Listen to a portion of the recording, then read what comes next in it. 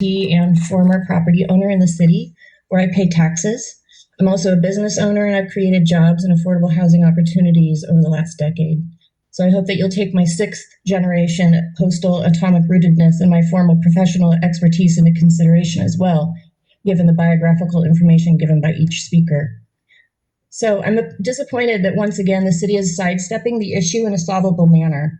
I'm not asking why the problem hasn't been solved. I'm asking this council on the record to explain how you can vote tonight on a sanctioned campsite without having first conducted an in-depth review of the approach with the strongest evidence base in the world. Have any of you Googled most successful solutions for homelessness? Housing first is the approach with the greatest success over 30 years globally, empirically, and scientifically proven with 4 randomized controlled trials. The Taylor Avenue site was announced ahead of this meeting.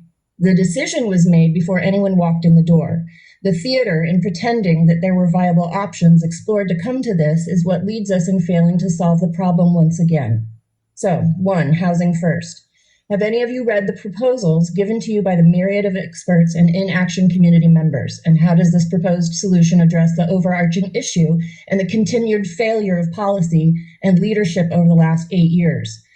Clatsop County is the distinct winner as the #1 county in homelessness in all of Oregon. So why is the city still not working with direct, qualified agencies and the county to use appropriate existing facilities?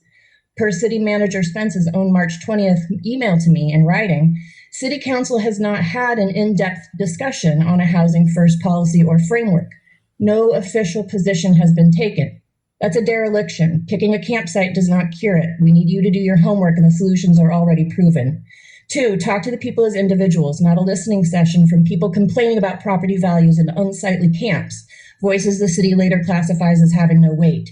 Where's the actual structured, documented conversations with the real individual people on our streets, one by one, about what they actually need in order to move on with their lives? If this has not been done, why not?